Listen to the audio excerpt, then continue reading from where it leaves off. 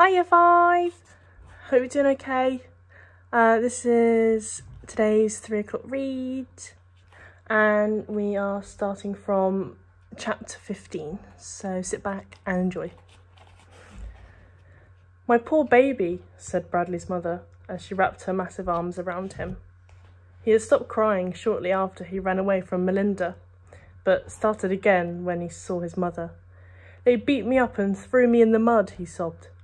His mother wiped his face with a tissue she kept rolled up in her sleeve. "Come on," she said, and led him by the hand down the hall to the bathroom.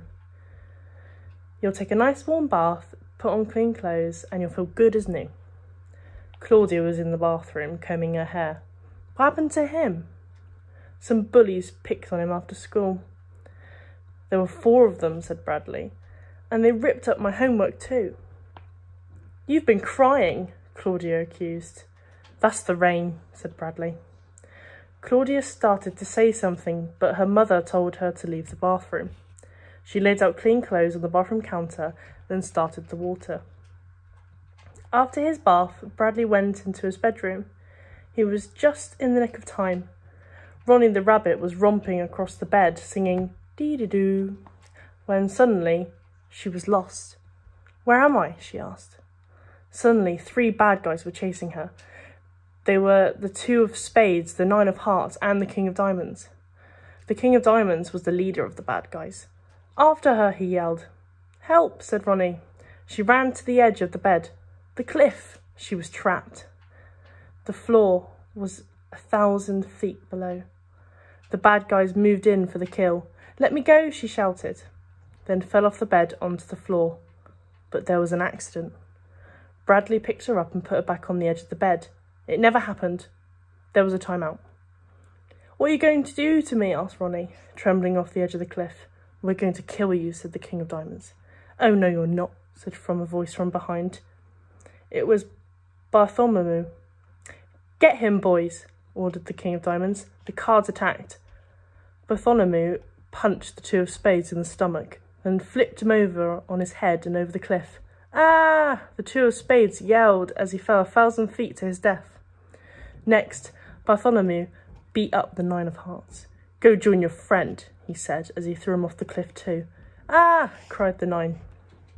Now only the King of Diamonds was left. He came at Bartholomew, swinging an axe. "I'll chop off your head," he sneered.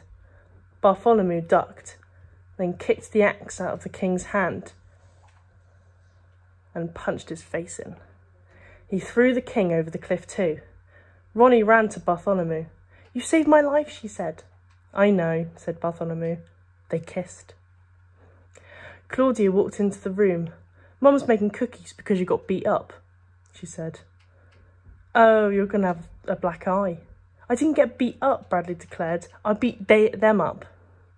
I gave 1 kid 2 black eyes and another boy 3.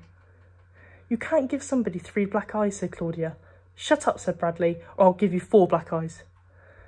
Claudia shrugged and left his room. Bradley got up from his bed and went into the kitchen, where his mother was making chocolate chip cookies.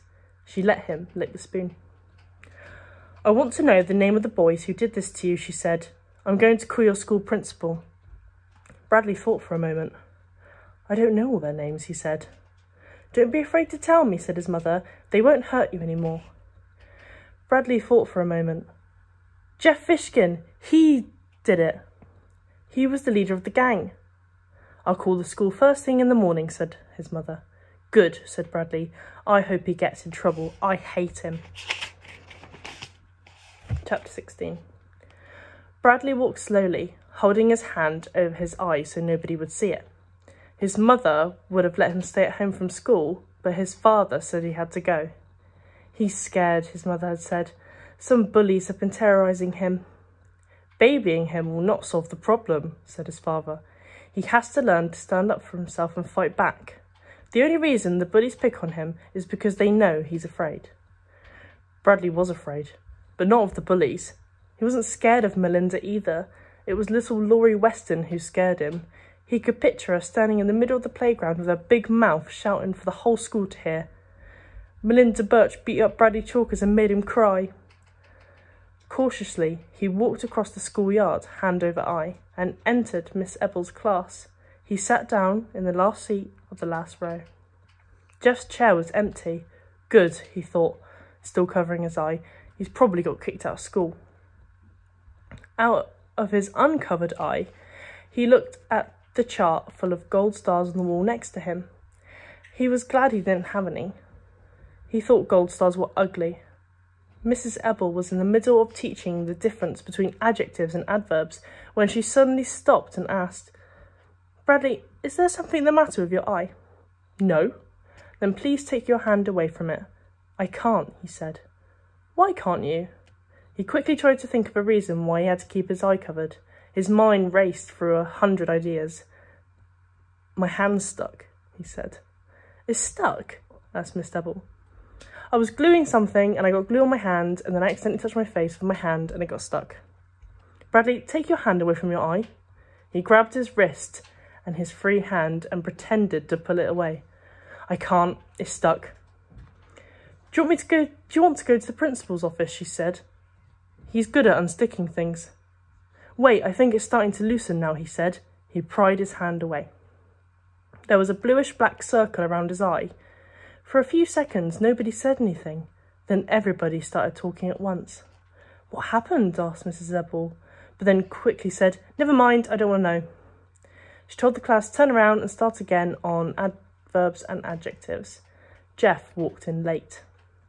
He said something to Miss Ebble, then sat down next to Bradley. Bradley looked the other way, at the chart full of gold stars. Of all the stars, Jeff's were the ugliest. For once he wished he sat in front of the room. Then only Miss Ebble would only be able to see his face. Where he was, everybody could turn around and stare at him. All morning Miss Ebble had to keep telling the kids to turn around and face the front. When the bell rang for recess, he put his hand over his eye and hurried outside. He went to the far end of the playground where nobody could bother him, but the word quickly spread that Bradley Chalkers had a black eye, and kids kept wandering past him trying to get a peek. "Melinda fights dirty," said Jeff, coming up behind him. "She hit you when you weren't looking, and you couldn't hit her back because it's impolite to hit a girl." "Right," said Bradley, turning round. "I would have punched her face in, except it's impolite. Melinda probably told the whole school that she beat me up. She's so stupid." "No, I don't think she told anybody. After you left, she asked me not to tell anyone what happened. She made Laurie and Colleen promise not to tell too." "She's probably afraid I'll punch her face in," said Bradley. "Probably," said Jeff. "Then this morning I was called into the principal's office. He thought I was the one who hit you." "What'd you tell him?" Bradley asked. Jeff shrugged. "I told him you're my best friend. The principal's stupid." Bradley agreed. Okay, Year 5. Thank you for listening today. And tomorrow we're going to be starting on chapter 17 on page 65. Hope you have a great rest of your day and I'll see you next time. Bye.